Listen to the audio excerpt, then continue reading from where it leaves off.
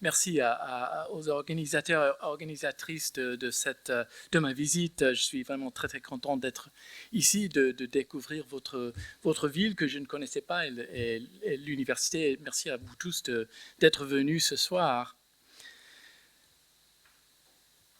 Je commence par deux images classiques d'Erasme.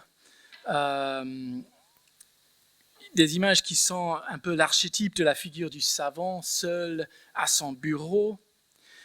Il est aussi entouré de livres, ce qui va nous intéresser surtout ce soir, un autre portrait de Holbein le Jeune. On verra ce formule pendant la Renaissance, la présence des livres pour mettre en valeur la figure du savant. Voilà d'autres images. Non, voilà, je pense toujours les mêmes images là. Et c'est un topos qui dure jusqu'à nos jours dans des portraits des auteurs ou des professeurs, des experts dont l'expertise est souvent appuyée sur la présence de livres qui entourent la figure. Pendant la pandémie, il a apparu ce compte satirique de Twitter, je ne sais pas si vous le connaissez, Bookcase Credibility, qui s'est moqué de la tendance des gens sur Zoom chez eux de se placer toujours devant des rayons de livres, bien sûr qui appuient leur expertise. Dans ces images qui datent du premier quart du XVIe siècle, il est difficile de ne pas lier cette pas abondance de livres, mais quand même une sorte de multiplicité de livres avec l'avènement de la technologie de l'imprimé, développée en Europe, d'abord à Mainz en Allemagne au milieu du XVe siècle. Cette nouvelle technologie pour reproduire des textes va se diffuser assez rapidement au cours des prochains 50 ans, jusqu'en 1500, disons. Et vous voyez la carte à droite, là, qui montre d'abord la concentration en Allemagne, ça passe vite en Italie et puis après en France, notamment à Lyon et à Paris, qui seront au XVIe siècle les grandes villes de l'imprimerie. L'impact de cette nouvelle technologie de texte se trouve surtout dans son efficacité à reproduire, à copier des textes, à les multiplier. Je pense qu'il est important de se rappeler de l'imprimerie, que l'imprimerie est surtout une technologie de reproduction, plus que d'écriture. Ce n'est pas tellement une technologie nouvelle, innovatrice d'inscription, mais très efficace à reproduire des copies. Et ça, c'est surtout l'impact de cette nouvelle technologie. Fèvre et Martin, dans leur livre, dans leur étude très classique de l'avènement de la technologie de l'imprimerie en Europe, ont souligné ce fait, estimant que 20 millions de livres ont été imprimés avant 1500. C'est un chiffre qui est totalement fantastique et arbitraire. On ne sait pas du tout combien de livres circulaient dans ces 50 années, mais c'est quand même un chiffre qui signifie la grandeur, qu'il y en avait beaucoup. Elizabeth Eisenstein, dans son étude aussi très classique de la révolution de l'imprimé, a donné un chiffre différent, moindre, 8 millions de livres imprimés. Mais je trouve son formule plus évocatrice du changement dramatique de l'époque. Un homme né en 1453, l'année de la chute de Constantinople, pouvait à partir de sa 50e année avoir vu environ 8 millions de livres imprimés au cours de sa vie, plus peut-être que ce que tous les scribes d'Europe avaient produit depuis que Constantin avait fondé sa ville en 330 après Jésus-Christ. Donc ce n'est pas juste une grande croissance de livres, c'est un changement d'époque, un changement qui n'arrive qu'une fois par millénaire et qui va modifier fondamentalement la culture intellectuelle de l'Europe et du monde. C'est l'argument, bien sûr, pour lequel elle sera connue et pour lequel elle sera aussi assez vivement critiquée. Mais c'est une abondance qui a permis un nouveau rapport avec le savoir transmis du passé par moyen de l'écrit. Autrefois, un savoir qui était dispersé, éparpillé. Maintenant, on peut consulter ce corpus de textes plus riche et plus varié. Ce qui va faire ressortir de ce corpus de texte plus de diversité et par conséquent plus de contradictions. Et cela va entraîner à son tour une nouvelle attitude vis-à-vis de ce savoir, moins certaine, plus consciente des perspectives différentes, des perspectives contradictoires. Cela va aussi entraîner de façon particulière de lire, caractérisée par la lecture en référence croisée. Une nouvelle ère de référence croisée entre un livre et un autre commence. Et quand on regarde de près les livres dans les images d'Erasme, on peut voir en fait l'évidence de ce genre de lecture, surtout dans la présence forte signée et d'autres indications d'une lecture en référence croisée. On voit des bouts de papier, des filets, des rubans, ainsi que des ouvertures. Qu'est-ce que cela veut dire? D'un côté, ce qu'on voit, c'est la représentation de la lecture discontinue, une lecture dans laquelle on saute dans un livre au milieu, on peut revenir en arrière dans le même livre, on peut sauter dans un autre livre, on peut trouver très facilement sa place dans tous ces différents livres et toutes ces différentes parties du livre. Et de l'autre, une lecture qui est potentiellement simultanée de cette multiplicité de livres. On peut les lire tous en même temps. On ne lit pas un livre, le finit et passe au deuxième.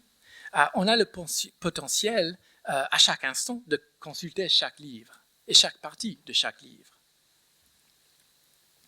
Et là encore, on retrouve un topos récurrent dans l'iconographie des livres dans la période.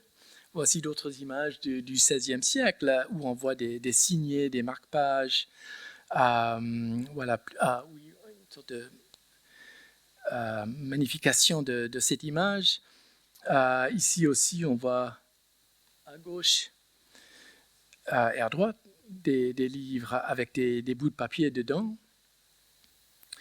Ici, c'est les doigts du lecteur qui marquent les pages. Et en droite, on voit que la main marque 2 pages.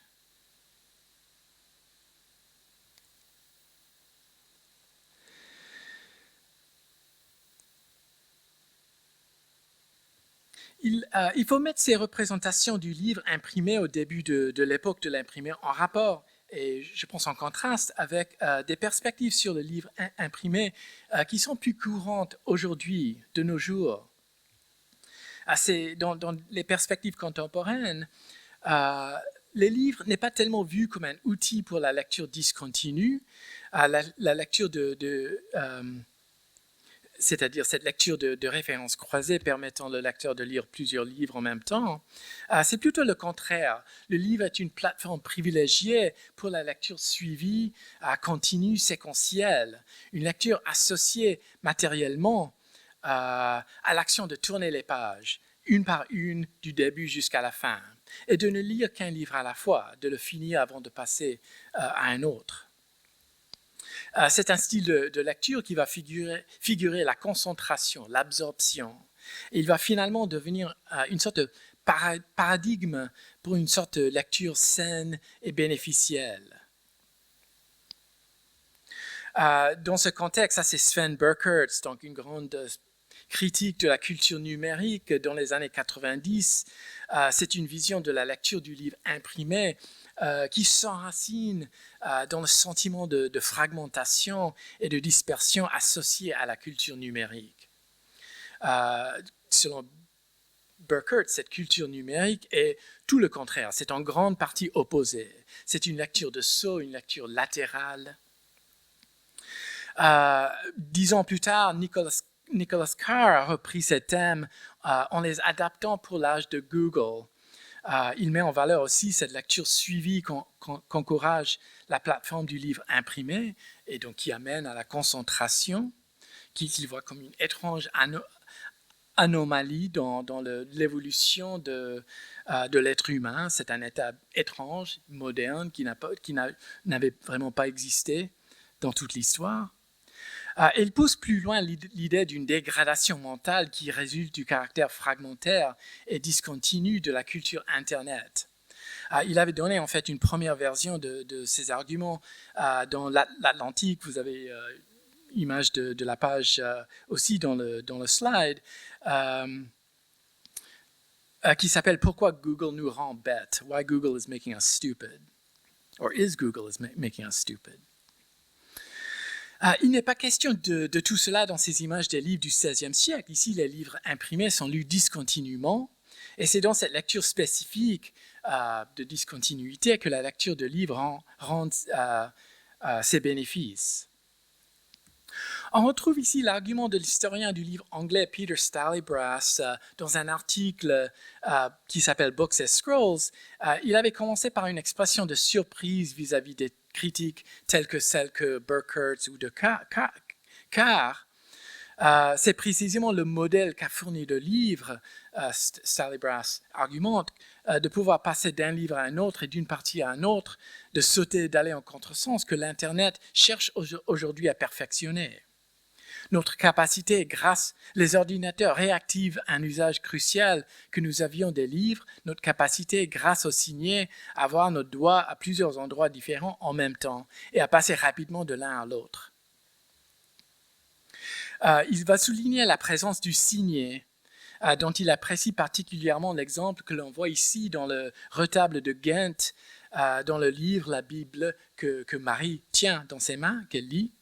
Un signet luxueux, mais très utile en même temps, dans la mesure où il peut marquer beaucoup de pages en même temps. Pour Stallybrass, la triomphe du livre est bien la triomphe de la lecture non linéaire, et pas du tout ce que Burkhardt disait avant. Mais je parle bien du livre ici et non pas de l'imprimé, car ce que Marie tient là n'est évidemment pas un livre imprimé, c'est un manuscrit formaté en codex. Cette image, le retable de Ghent, date de 1432, donc avant le développement de l'imprimerie en Europe. Le codex est le livre tel que nous le connaissons, c'est-à-dire des feuillets de papier pliés, cousus ensemble. Comme technologie de texte, il est bien antérieur à l'imprimé. Il existe à l'Antiquité dans la forme de la tablette de cire. Vous avez une image là.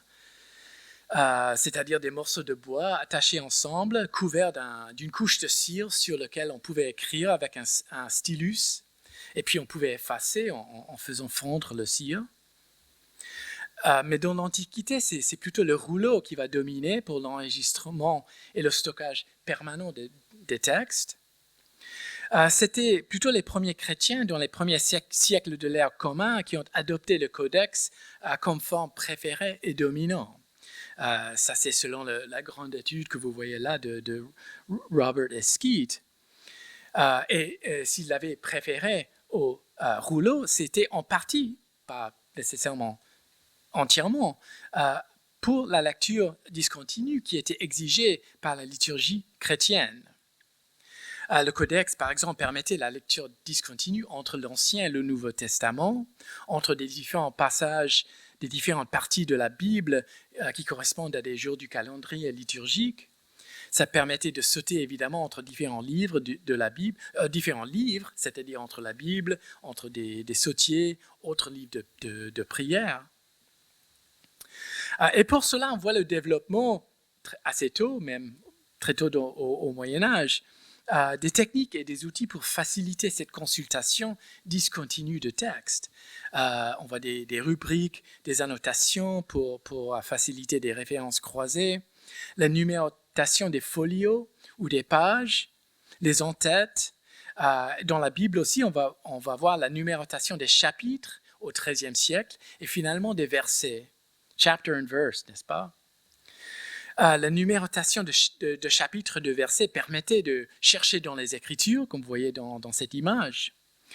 C'est une livre de 1578.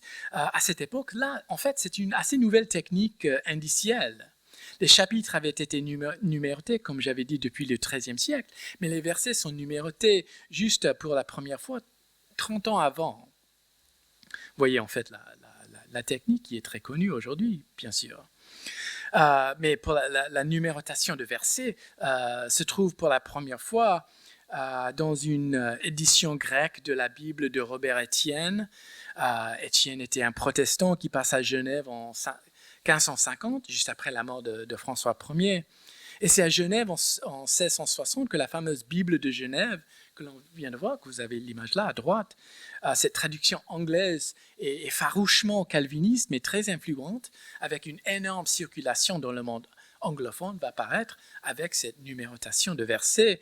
Et bien sûr, le Bishop's Bible, que vous avez vu avant, ici, traduction produite ensuite par l'Église anglicane, va adopter cette technique. Pour Stalibras, pourtant, ce n'est pas la technologie du livre qui va déterminer le triomphe de la lecture linéaire, c'est l'avènement d'un genre. Il part du roman, surtout. Roman captivant, page-turners. Je dirais, moi, qu'il s'agit plutôt d'une façon plus générale de nouvelles manières de lire. Dans la lecture du roman, en serait un exemple. C'est lire pour des expériences de connexion humaine, c'est-à-dire pour se perdre dans la représentation d'un monde humain et réel, peuplé par des personnages considérés comme des vraies personnes, vivant de vraies vies et avec lesquels on peut imaginer avoir un rapport interpersonnel. C'est-à-dire des personnes qui ne sont pas tout simplement des exemples ou des modèles à imiter ou à éviter. Le roman, évidemment, sert ce but, mais il y a d'autres genres aussi, la biographie, par exemple. Je dirais l'écriture moderne de l'histoire, des catégories, je pense, très courantes aujourd'hui, on dirait en anglais « true crime », vous savez, de current events. L'un des endroits où l'on peut voir les effets de ce nouveau régime de lisibilité est dans la publication de lettres. Et au 16e, 17e, les recueils imprimés de lettres ne mettaient pas en valeur, par exemple, la chronologie. Les lettres n'étaient pas strictement en ordre chronologique. Et normalement, les dates, s'il y en avait, étaient placées à la fin de la lettre. Et on voit un exemple ici, tiré des lettres de Guez de Balzac, du début de 1624, en fait, du début du XVIIe siècle. Quand on commence la lettre 2, que vous voyez là, on ne sait pas avant la fin, 8 pages plus tard, donc on va de la page 11 jusqu'à la page 19, 8 pages plus tard, à quelle date il avait écrit, et on découvre à ce moment-là que cette lettre précédait la lettre d'avant. Pourquoi cette dévalorisation de la chronologie qui peut nous sembler un peu bizarre? Sans doute le lecteur du XVIIe siècle ne s'en souciait pas vraiment, c'est pas pour cela qu'il lisait des recueils de lettres. Plus important, sans doute, qu'on peut voir ici, c'était l'identité des correspondants. Au XVIIe, les recueils des lettres offraient surtout l'image, ou censés offrir surtout l'image d'un personnage au sommet de son prestige, hors du temps, souvent à la fin de sa vie peut-être, de toute façon une sorte de monument, pris dans ces réseaux sociaux valorisants. Tout est changé au XVIIIe siècle. Là, vous avez une lettre dans l'édition 1734-37 des lettres de Madame de Sévigné. Maintenant, l'ordre chronologique est rigoureusement respecté et les dates s'affichent au début de la lettre. Toute la lettre donc, doit être lue à la lumière de cette date et de la temporalité qu'elle reflète. Et d'ailleurs, on va trouver souvent des réponses, donc c'est-à-dire des correspondances qui se développent dans le temps.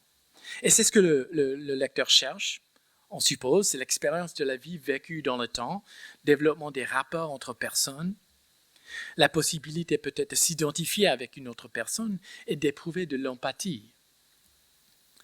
Lynn Hunt, dans une étude très classique de la naissance du concept des droits humains, met au centre de son analyse cette idée d'une nouvelle expérience de la lecture qui serait basée sur l'empathie ressentie à la lecture d'un roman. Les exemples clés qu'elle avait donnés étaient les grands romans de sentiments de Samuel Richardson et bien sûr de Jean-Jacques Rousseau. Dans La Nouvelle Héloïse, par exemple, la lecture de Julie a ouvert ses lecteurs à une nouvelle forme d'empathie. Julie encourage une identification très forte avec le personnage et ce faisant permet au lecteur d'éprouver de l'empathie au-delà des clivages de classe, de sexe, de nationalité, etc. On va retrouver cette perspective partout, je pense, dans la réflexion contemporaine populaire sur la lecture. Si vous cherchez quels sont les bienfaits de la lecture dans Google, vous allez trouver donc des sites offrant des listes de bienfaits, pourquoi il faut lire. Et dans ces listes, vous allez très très souvent trouver que la cultivation de l'empathie ou de l'intelligence émotionnelle est un des bienfaits qu'on va trouver dans la lecture.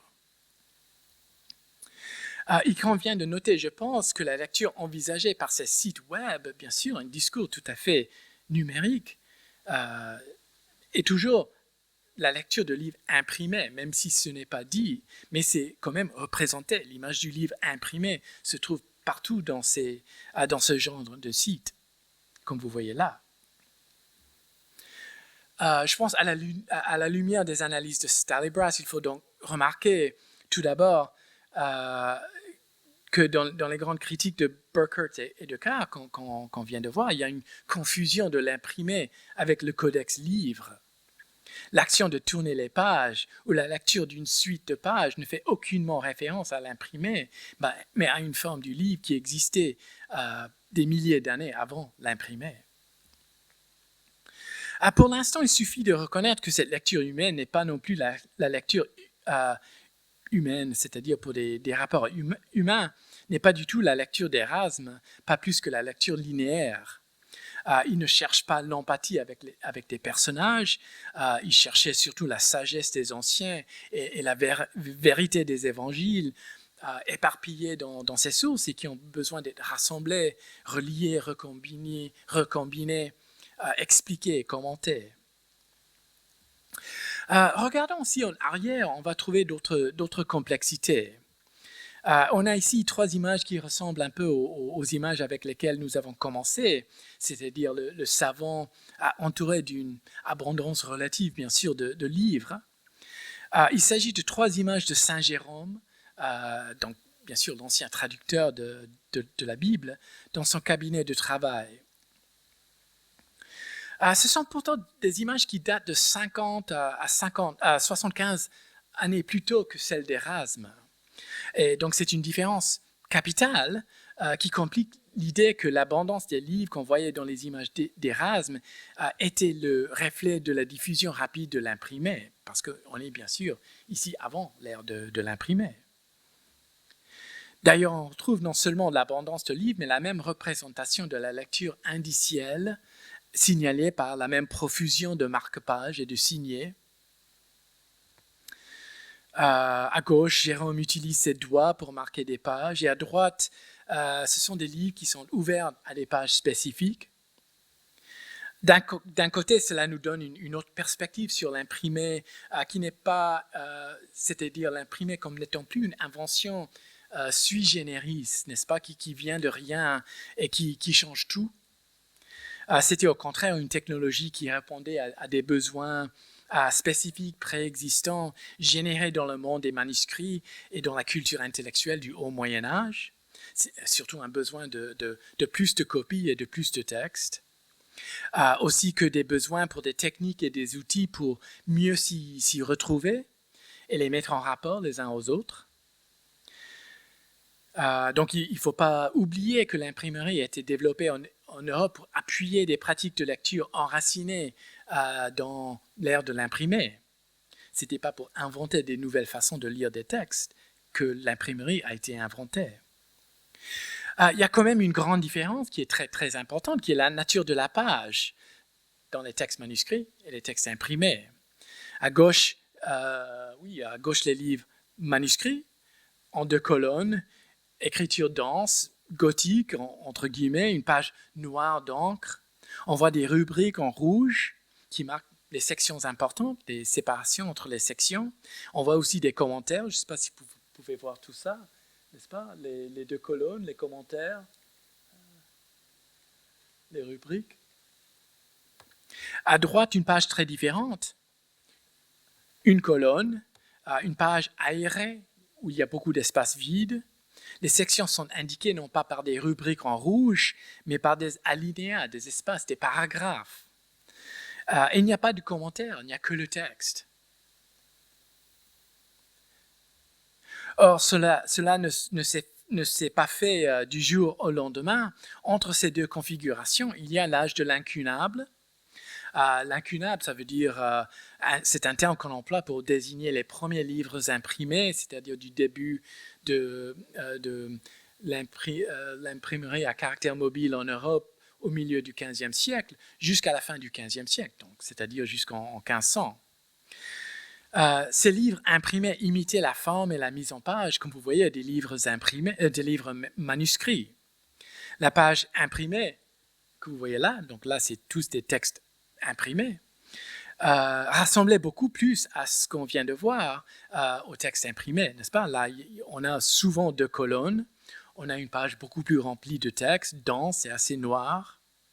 Je note aussi la variété des formes de lettres caractéristiques. Donc, bien sûr, dans l'époque des scribes, il y a beaucoup d'écritures différentes.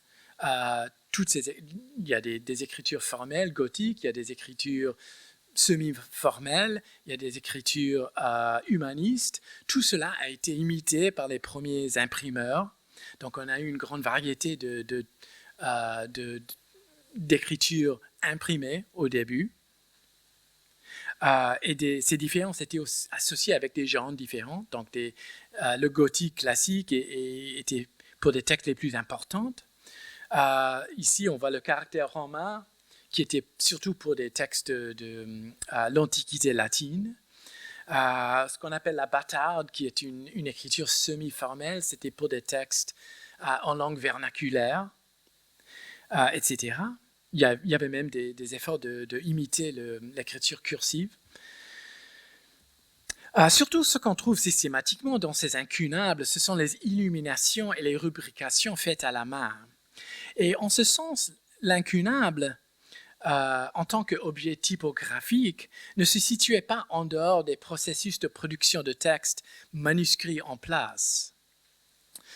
C'est plutôt le contraire. L'impression à caractère mobile était au début intégrée à ces processus, comme une seule étape à la production d'un livre, c'est-à-dire la transcription du texte, mais un processus qui n'était pas vraiment séparé entre processus manuscrit et processus imprimé. Et dans cette optique, le livre, une fois imprimé, n'était pas terminé. Il devait encore être complété par d'autres procédures et par d'autres artisans, par des enlumineurs qui ajoutaient les majuscules et les rubricateurs qui marquaient les sections clés du texte en rouge, par les lecteurs eux-mêmes qui ponctuaient, annotaient, commentaient le texte. Le lecteur numérotait les folios ou les pages, plus souvent les folios, c'est-à-dire les feuilles, et marquait les sections importantes, comme ici, vous voyez, avec les pieds de mouche, là, ajoutés après. Ça, c'est pas imprimé. Ça, c'est imprimé, mais ça, c'est pas imprimé. Effectivement, beaucoup des incunables que nous pouvons voir aujourd'hui sont inachevés. Et vous pouvez regarder un exemple là. C'est un livre inachevé, non pas parce que l'imprimeur n'a pas fini son travail, mais parce que l'impression a laissé des vides où d'autres artisans et le lecteur devaient achever ce projet, devaient achever ce livre. On voit des lacunes où quelqu'un devait ajouter à la main des majuscules, par exemple, et des rubriques. On voit des trous là et ici. Et en fait, ce n'est pas exactement des lacunes, puisque l'imprimeur a indiqué la lettre qu'il faut. Je ne sais pas si vous pouvez voir ça, mais on voit ici la lettre N, la lettre D, qui était en fait un signal pour en lumineur pour l'indiquer quelle lettre il fallait ajouter là. Voilà un exemple que j'ai repris d'un article de Paul Sanger qui montre à gauche, je pense, oui, j'ai des meilleures images, le livre complété et à droite le livre inachevé. Et Sanger a souligné cette qualité fondamentalement hybride de l'incunable. C'est un bibliothécaire, il a conclu que cela exige aujourd'hui une approche particulière au catalogage des incunables, qui doit prendre en compte le fait que chaque incunable, dans la mesure où c'est intégré dans des processus de production de manuscrits, doivent être considérés comme des pièces uniques. Comme on fait pour des manuscrits, selon des principes codicologiques. et non pas sur la base du concept de l'édition, qui va présupposer que chaque copie est plus ou moins pareille, identique. Il y a une autre implication dans l'analyse de Sanger, c'est que le statut d'hybride de l'incunable est temporaire. La fonction, c'est le résultat d'un moment de transition, le passage au cours de 50 années, de 1450 jusqu'à 1500, si on veut, de la page à gauche à celle à droite. Après, avec la fin de l'âge de l'incunable, ce que Sanger appelle l'étiquette moderne du livre prend racine. Et cette étiquette reflète la notion que le livre imprimé est devenu suffisant en lui-même. Il existe indépendamment des processus de production de textes manuscrits. L'impression est maintenant une alternative au manuscrit. C'est quelque chose qui existe dans une sphère différente, qui produit un objet qui n'est pas la même chose qu'un livre manuscrit. Ce qui porte des implications importantes, que chaque copie est maintenant supposée être la même, et qu'une fois imprimée et reliée, on n'est plus appelé à écrire, dessiner, peindre dans les livres. Attention, ça ne veut pas dire que les lecteurs n'écrivaient plus ou ne dessinaient plus dans leurs livres, ça c'est faux. Ça veut dire plutôt que la nature de ces interventions manuscrites ont changé tout à fait de signification. Les interventions manuscrites post-impression dans le livre ne constituent plus une contribution au livre-texte, mais c'est un discours qui existe séparément du texte, une sorte d'enregistrement d'une réaction personnelle, mais qu'on ne va pas confondre avec le texte. Sanger va mentionner ici, si vous lisez ce passage, l'idée que sous l'étiquette moderne du livre, on passe la lecture est devenue de plus en plus une activité de réception passive du texte. Je pense qu'il faut contester bien sûr cette idée de la passivité du lecteur vis-à-vis le texte. Il y a d'autres façons d'appropriation du texte qu'on va voir. Mais il faut constater quand même une sorte de une réification du moment de la publication. Un moment qui va marquer une nouvelle finalité au texte, de sorte que les lecteurs du texte imprimé ensuite ne puissent pas contribuer, émonder le texte ou contribuer à l'évolution ou à l'éclaircissement du texte. Ils peuvent réécrire le texte, ils peuvent écrire une continuation au texte, mais dans ces cas, ils créent un autre texte. Et on témoigne aussi, comme conséquence, d'un durcissement de la distinction entre auteur et lecteur, avec, je pense, de très grandes implications pour ces deux figures. Ce sont de qualités d'une culture textuelle émergente, définie par l'imprimé, qui sont particulièrement menacées aujourd'hui par le numérique, qui va précisément problématiser le moment de la publication comme moment final du texte, et qui va aussi problématiser évidemment les définitions conventionnelles qu'on a de l'auteur et de son travail, traditionnellement reconnues dans le régime légal de la propriété littéraire et de l'autorité de l'auteur, etc. Voici un autre exemple de ce dont Sanger parle. En 1515, Froben, l'imprimeur suisse, assume les fonctions de Basel, assume les fonctions des illuminateurs et rubricateurs traditionnels. Vous pouvez voir le P là, que lui, il ajoute, n'est-ce pas? Il attend pas que quelqu'un d'autre le fait à la main. Il a créé une woodcut, une gravure en bois pour ajouter cette lettre. Or, un lecteur a tout de même, vous pouvez voir, en fait, j'ai une image, meilleure image, a tout de même marqué ce texte en encre rouge, marqué toutes les ce lecteur a marqué toutes les majuscules en rouge et ajouté un autre pied de mouche ici, n'est-ce pas, devant la rubrique en haut. Donc, évidemment, c'est des vieilles habitudes qui ont la vie dure, n'est-ce pas? J'insiste sur le modèle de Sanger parce qu'il est utile, je pense, pour notre effort de mieux comprendre le moment dans lequel nous vivons. Alors, on peut dire qu'il est aujourd'hui l'âge de l'incunable numérique. Pardon. Surtout, sans doute dans le sens où Sanger l'a compris, nos textes numériques sont des textes hybrides, c'est-à-dire des formes électroniques qui sont calquées sur ou qui sont habitées par des formes imprimées. C'est évident dans le cas du PDF, n'est-ce pas, le format qui est de loin le plus utilisé pour la diffusion électronique de texte. Précisément, c'est l'image d'une page imprimée, que ce soit une photographie d'une vraie page imprimée ou un texte électronique formaté comme si c'était une page imprimée, jusqu'à reproduire les dimensions standardisées de papier. Pareil pour la liseuse électronique aussi, qui est vraiment inventée pour offrir au lecteur une expérience aussi proche que possible de celle de la lecture d'un livre imprimé. Ou bien, oui, la programmation en JavaScript pour imiter dans un site web une page qui tourne. Il est facile de se moquer un peu de ce genre d'affectation. Après tout, cette adoption par le numérique de la forme du codex est très, très artificielle, même trop artificielle. Le codex, dans ces cas, n'est pas du tout une plateforme réelle, comme c'était le cas, en fait, pour l'imprimer, quand les imprimeurs ont repris cette forme des scribes du Moyen-Âge. Le numérique fonctionne avec des fichiers, des bases de données, des écrans. Les textes numérisés dans ces formats peuvent bien sûr être traités et visualisés comme si c'était des pages d'un livre imprimé, mais ce n'est pas du tout nécessaire.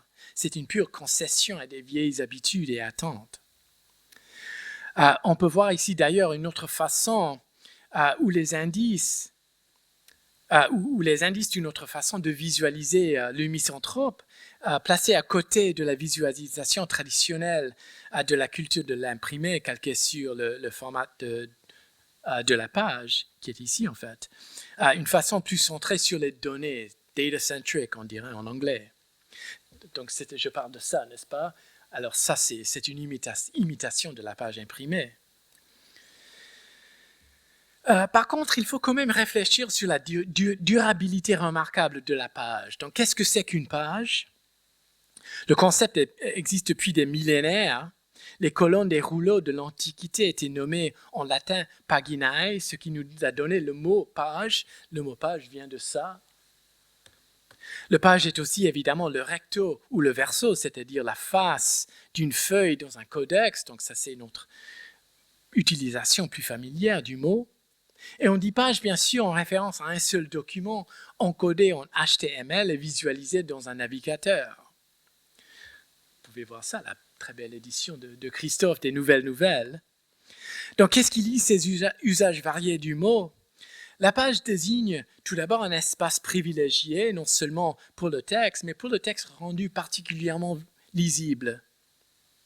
Normalement, on dirait que le deuxième sens, c'est-à-dire en se référant à la page d'un codex, on va prendre ce deuxième sens comme le sens le plus littéral du mot page, alors que, par exemple, l'application du mot page à un document HTML visualisé dans un navigateur va nous sembler plutôt un usage métaphorique du mot.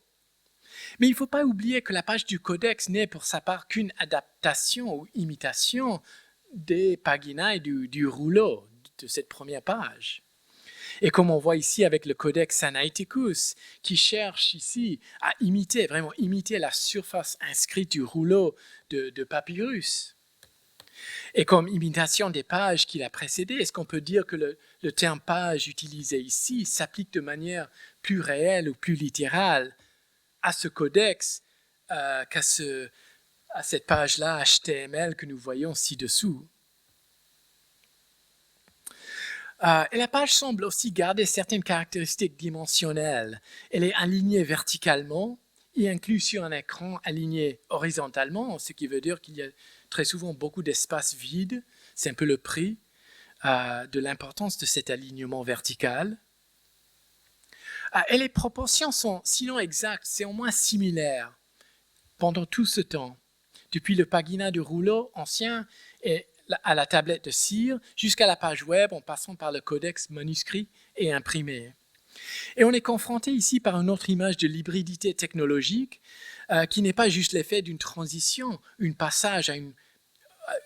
transition au passage ou une révolution, mais c'est une hybridité plus fondamentale qui est l'idée même, plus fondamentale à l'idée même de la technologie de texte et qui dure pendant des millénaires. C'est une hybridité profonde dictée par ce qu'on peut tenir dans la main. Donc on a ici bien sûr image de fresco romain de Pompée, fresco de Pompée d'un côté, et puis l'autre, bien sûr, une peinture du 19e siècle, ou 18e siècle, pardon.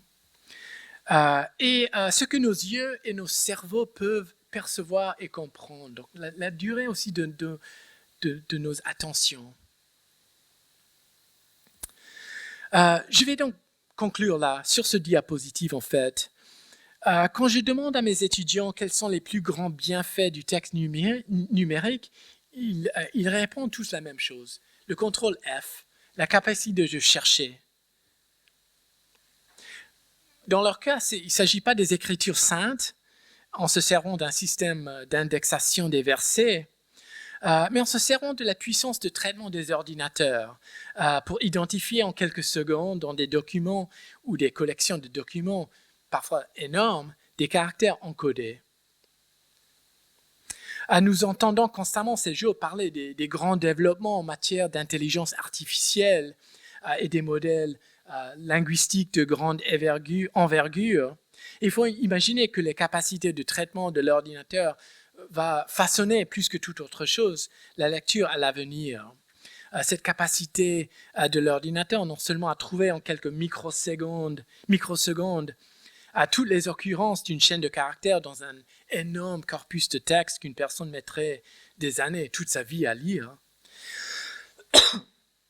mais à utiliser des algorithmes statistiques toujours plus complexes, entraînés sur des quantités massives de données textuelles qui deviennent disponibles, et grâce à des nouvelles magnitudes de puissance de traitement pour classer, résumer et prédire ce texte pour ses lecteurs. Et là, j'ai joué bien sûr avec ChatGPT pour avoir un précis de l'acte 1 du Misanthrope.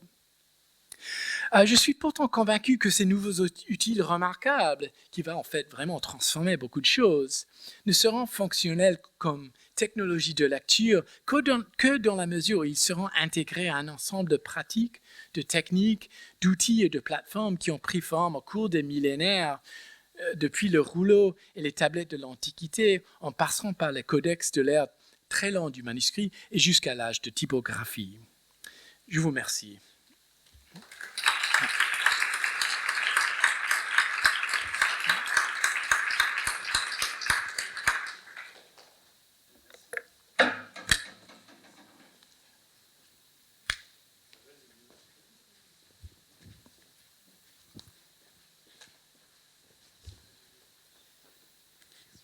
Voilà, merci beaucoup, infiniment même, Geoffrey, pour avoir complexifié, en même temps nous avoir offert un cours d'histoire du livre et de plein de choses qu'on ne raconte quand même pas très souvent, hein, cette manière discontinue de lire, alors que on a effectivement cet idéal aujourd'hui, par opposition au numérique, de autrefois c'était toujours mieux avant, hein, comme on sait.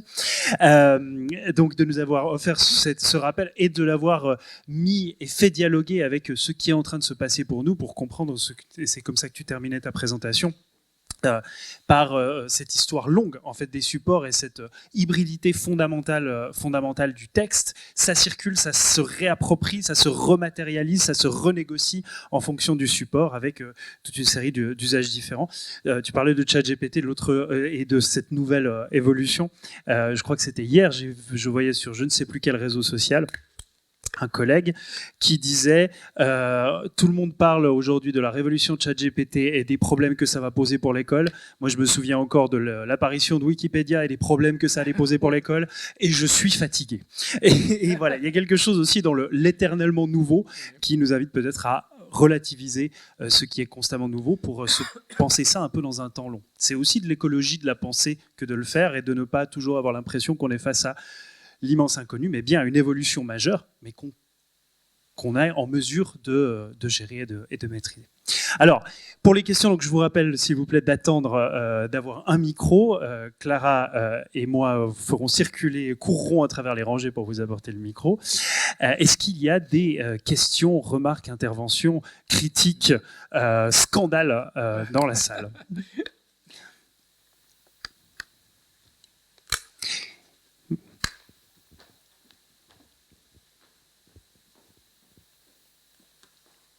J'avais promis de courir, mais finalement.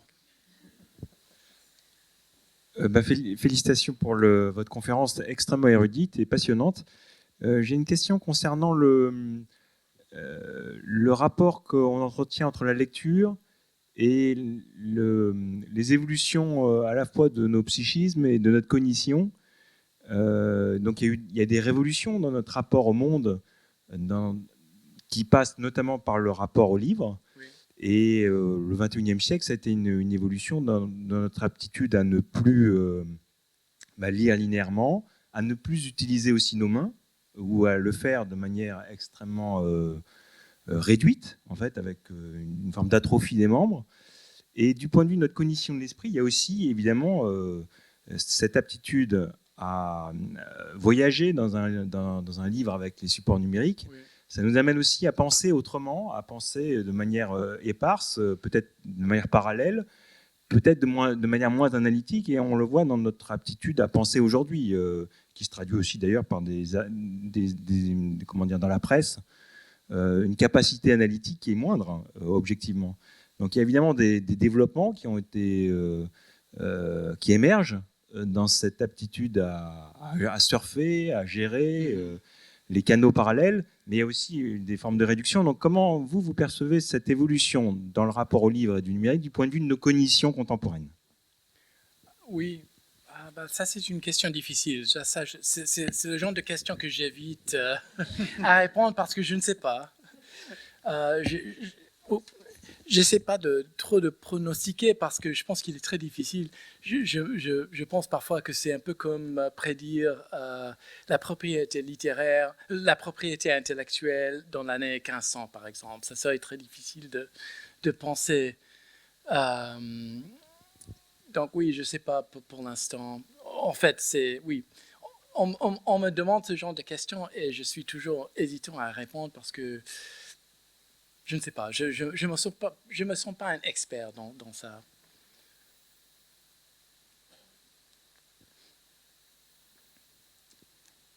Alors, moi, j'aurais, pendant que vous préparez vos questions, j'en aurais une pour toi, Geoffrey. Tu as montré dans tes slides du code XML-TEI. Et puisque tu as joué pendant toute ta conférence au jeu des associations, je me demandais, en gros, un balisage comme ça, est-ce que tu le relirais ou à quoi tu le relirais dans la longue histoire des supports, des annotations que tu nous as présentées?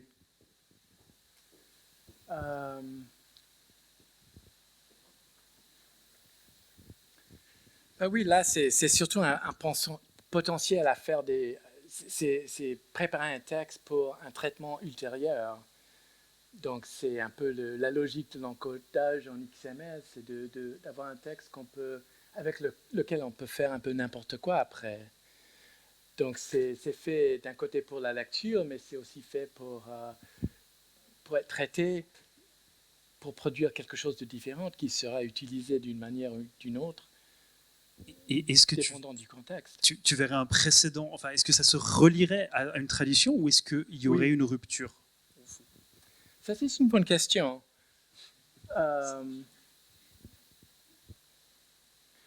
Je sais que dans le monde de l'édition, c'est, je pense, vécu comme une sorte de rupture dans la mesure où on commence à penser à une édition comme une base de données et pas comme un texte de lecture. Donc, normalement, l'éditeur produisait un reading text, on dirait en anglais, c'est-à-dire un texte pour être lu. Et là, l'éditeur prépare quelque chose qui n'est pas fait pour être lu. C'est fait pour être traité par quelqu'un d'autre, normalement après, pour des raisons différentes. Donc on peut faire tout ce qu'on veut avec ça. Donc ça change un peu la logique, surtout de l'histoire de l'édition. Donc là, je pense qu'il y a un aspect de rupture dans cette tradition de l'édition de texte, qui bien sûr remonte jusqu'à la Renaissance. Bien sûr, Erasme était un grand éditeur de textes, mais il ne produisait pas des textes qui allaient être traités pour quelque chose d'autre. Il produisait quand même des textes qui, évidemment, dictaient pas trop comment les lire. Donc, il était un peu dans cette logique de la lecture discontinue. Il produisait des textes qu'on pouvait réinventer en tant que lecteur. Ce qu'on ne peut pas faire, par exemple, avec un roman du 19e siècle. Donc, je ne sais pas, c'est un effort pour répondre à ta question, une partie de ta question. Bonsoir, merci aussi pour cette conférence. J'ai une remarque et une vraie question. La remarque, c'est que je vais tout à fait dans votre sens à propos de la permanence, de la prégnance de la page imprimée. Et je le dis surtout pour les étudiants qui sont là, parce que c'est extrêmement drôle de voir comment, quand on leur demande de nous envoyer des devoirs par la messagerie ou par un système Oui. de dépôt, ils nous envoient toujours un PDF, ce qui est beaucoup plus difficile à corriger qu'un Word. Mais c'est comme si précisément ce qu'ils voulaient, c'est fixer pour l'éternité ce qu'ils ont écrit, alors que c'est fait pour être corrigé. Donc, qu'il y ait des interventions là-dedans. Donc, bon, ça, vous comprenez le petit appel à pied. Je ne suis plus dans cette université, mais bon, j'essaie de le dire à chaque fois. Maintenant, la question, et à vrai dire, j'ai eu peur quand j'ai vu Christophe commencer à parler, parce que je pensais que c'est lui qui allait la poser, la question. Ce qui m'étonne, moi, c'est non seulement comment ce que vous avez montré, les codes de dimension, les proportions de la page imprimée se retrouvent sur l'écran, mais aussi à quel point, finalement, on reproduit d'autres conventions typographiques comme ce qu'on a là à l'écran. Donc, par exemple, cette convention typographique qui veut que j'ai les noms des personnages, Philinte, Alceste, Philinte, Alceste, etc. Au lieu de les avoir, par exemple, comme dans l'Atlas Molière, j'ai vu un essai avec les personnages à gauche, à droite, oui. Ce qui serait une façon peut-être d'essayer de reproduire un peu plus ce qui se passe sur une scène. Et plus largement, à propos du fait qu'on veut reproduire ce qui se passe sur une scène, on pourrait imaginer de reproduire ce qui se passe sur une scène, mais est-ce qu'on a besoin des noms des personnages? Quand on va au théâtre, on n'a pas des écriteaux au-dessus des personnages pour dire « moi je suis Philinte, moi je suis Alceste hein ». On compte sur le fait que le spectateur, tout seul, comprend qui est qui. D'ailleurs, je pense qu'il y a des gens qui vont voir la Misanthrope de Molière et qui, très très longtemps, ils ne savent pas qu'il y en a un qui s'appelle Philinte et l'autre qui s'appelle Alceste. Hein, parce que c'est de souvenirs, c'est tard que les noms sont donnés et je me demande même à quel moment ils sont donnés. Voilà. Donc, mais ça, on le fait. Et alors qu'avec un XML, précisément, ça serait facile de faire un affichage où on élimine les Philintes Alceste et on laisse une possibilité d'entrer dans le texte autrement. Et ça m'étonne à quel point les conventions typographiques sont également reproduites sur l'imprimé. Je me demandais donc si vous avez un commentaire là-dessus ou un éclairage ou comment vous mettez ceci en lien avec votre vision de... Oui. Oh, j'ai pas tellement une vision de cela, mais Christophe a fait pas mal, et nous on a fait pas mal d'expériences autour de cela dans des cours qu'on a enseignés en fait précisément de TUI, je me souviens des étudiants qui faisaient des chats, c'est toi qui as fait ça, de WhatsApp, n'est-ce pas?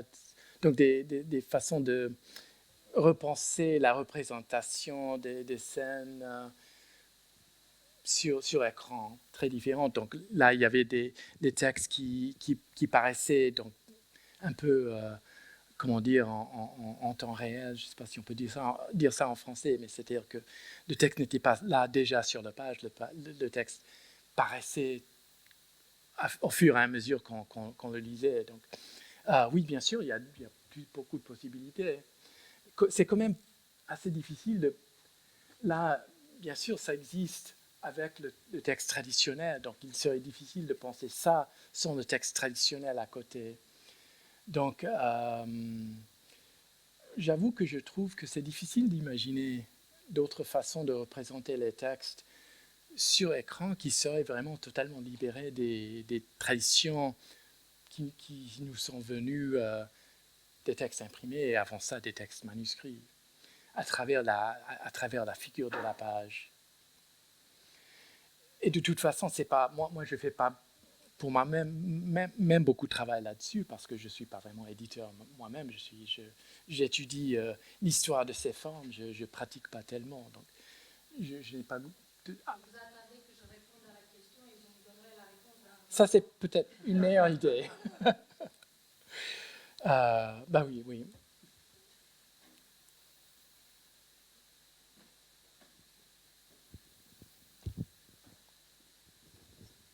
Bonsoir, merci pour votre conférence. Moi, j'avais une petite question, vous ne l'avez pas évoquée, mais sur la question de l'hypertexte.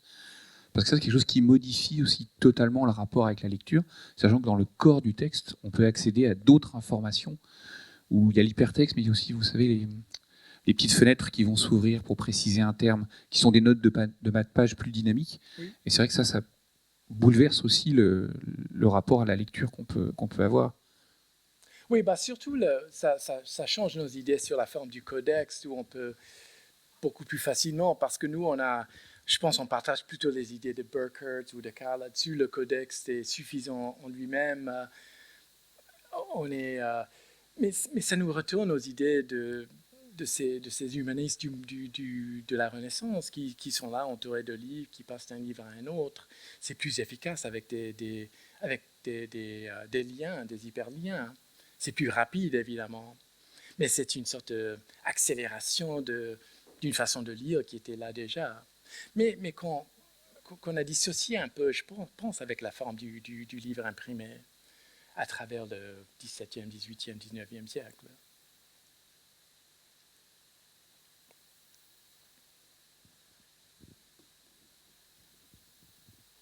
Merci en tout cas de votre conférence, ça m'a vraiment beaucoup intéressée.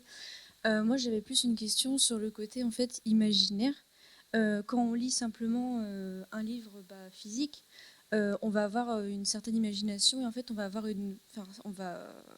comment dire, ça va être une sorte de mentalisation. On va voir le physique des personnages qu'on va inventer. Tout est personnalisé au final. Et je me demande si, à travers le côté numérique, est-ce qu'on va perdre ça ou est-ce que ça va être alimenté? Est-ce que cette imagination va être au final empêchée ou plutôt développée en fait, vu qu'on a des rajouts comme des vidéos, des images, il y a même des interprétations avec du son. Au final, est-ce que ça va réduire.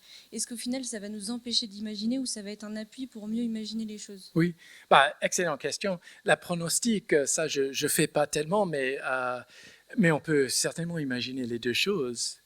Je pense que cette question de l'imagination à partir de la lecture, c'est une idée plutôt nouvelle, je dirais. Je ne dirais pas que ça rentre, par exemple, dans les pratiques de lecture d'Erasme, pour qui la lecture était une sorte de...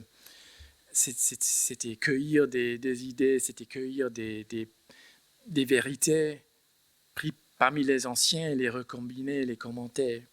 Donc je ne pense pas qu'il imaginait des personnages à partir de cette lecture, mais bien sûr, c'est ce qu'on fait, surtout depuis le XVIIIe siècle, disons 17e, XVIIIe siècle.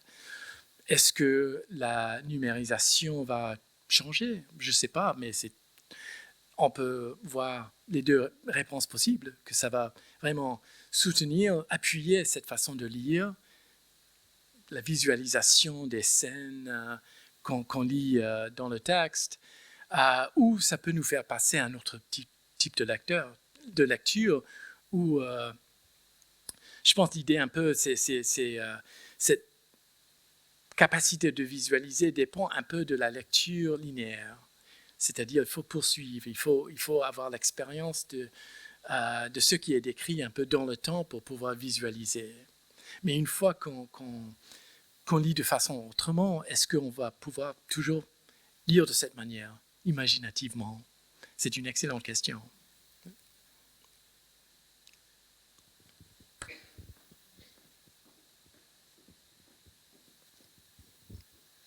Merci beaucoup. Alors je ne sais pas si ma question est une question ou plutôt une remarque qui viendrait peut-être compléter ce qui vient d'être dit dans un autre domaine, mais toujours en rapport avec la matérialité du livre. J'ai très souvent la mémoire d'une chose que j'ai pu trouver dans un livre, parfois il y a longtemps, et je me souviens que c'était à peu près là. Oui.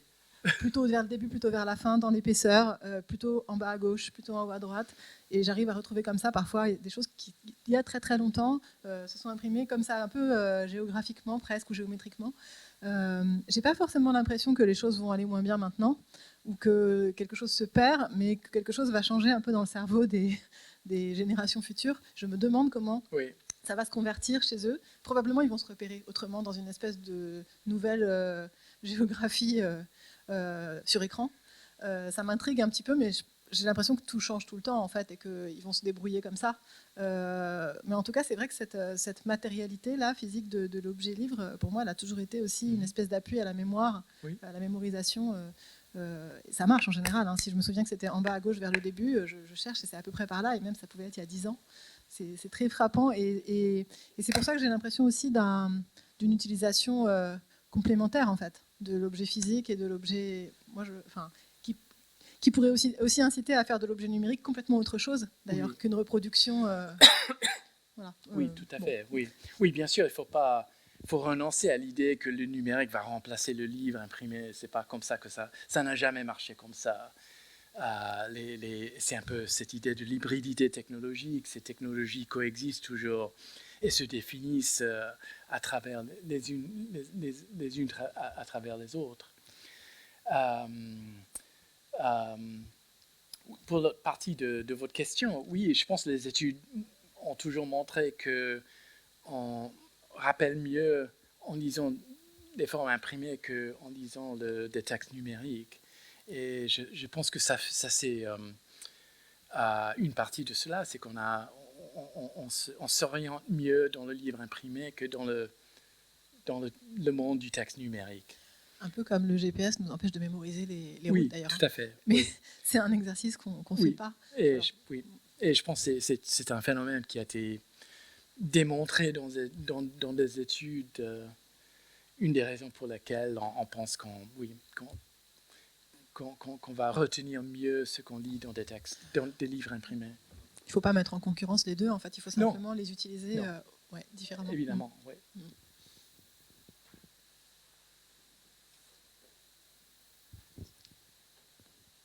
Merci Jeffrey. C'était très très intéressant et je suis content de voir un peu de XML à l'écran parce que je trouve que l'enseignement de la théorie pousse les gens à mieux comprendre les textes parce qu'ils n'ont jamais regardé avant. La structuration pour les pièces de théâtre, quand j'utilise souvent les pièces de théâtre pour démarrer l'XML parce que c'est pas si évident que ça, mais dans leur tête, c'est évident. Ça, c'est une remarque. Je voulais plutôt parler de le côté linéaire des textes et ce qu'on peut faire avec le numérique. C'est le fait qu'il y a la création, il y a la lecture. Nous avons tellement l'habitude de lire que nous oublions la partie création et le fait que quelqu'un comme Stendhal vivait sur le coupé-collé. Et que quand j'ai des collègues de Grenoble qui ont travaillé sur les manuscrits et on voit ce qu'on ne voyait pas avant, comment ils simplement décidaient, c'est pas mal cette pièce, oui, je peux mettre ça dans un autre bouquin, et tout est une palimpseste, et que avec le texte numérique, moi je suis tout à fait d'accord, pour bien lire un livre, il me faut un livre, papier et un verre de whisky. Mais pour étudier, on a la possibilité de voir le texte linéaire et d'ajouter, de faire des appels, je reviens sur le côté hypertexte, de voir ce qui a sauté, ce qu'on va remettre, et de voir que le texte à l'origine n'était pas linéaire de tout.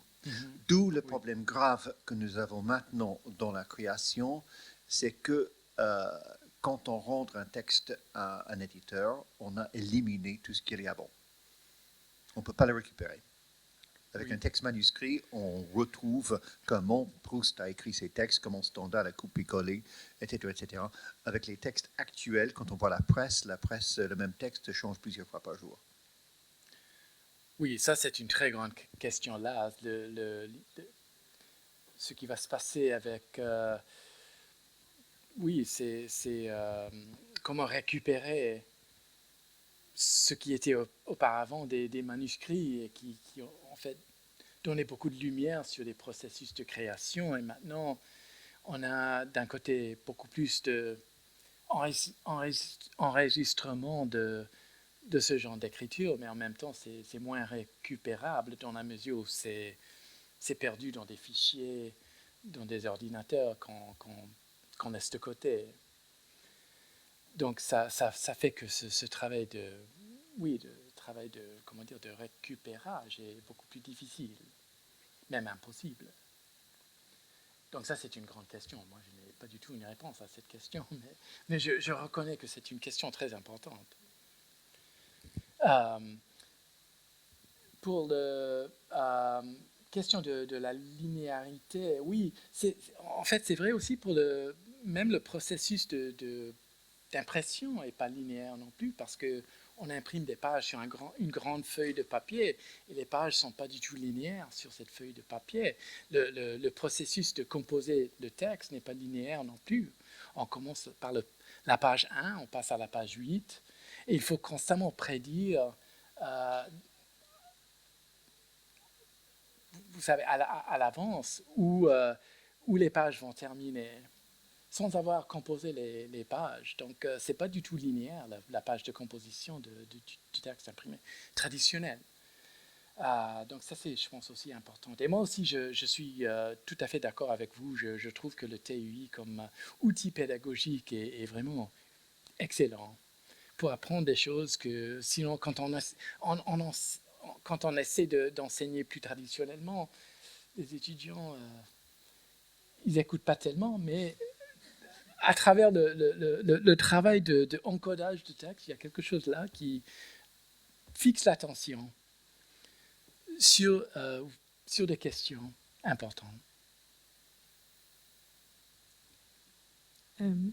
Je vous remercie déjà pour cette conférence, c'était très intéressant. J'aurais une question peut-être un peu d'extrapolation.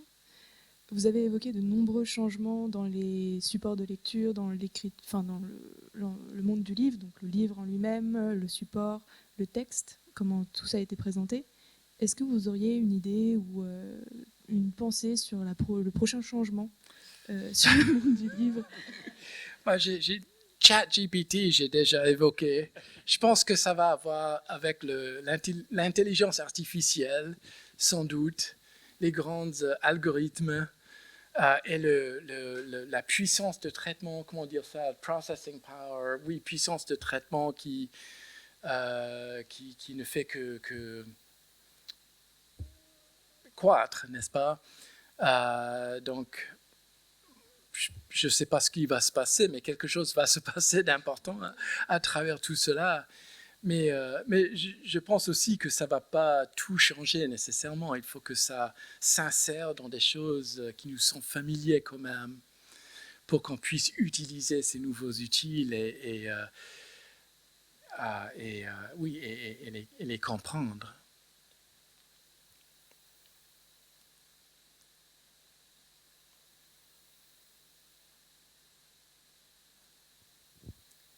Et bien sûr, cette prédiction dont tu raffoles, ce que tu aimes le mieux faire, c'est quand même prédire l'avenir. Je vous remercie encore toutes et tous d'avoir été présents ce soir. Merci à Planète Conférence merci à vous pour l'organisation, à Cécile Le Cabellec. Merci.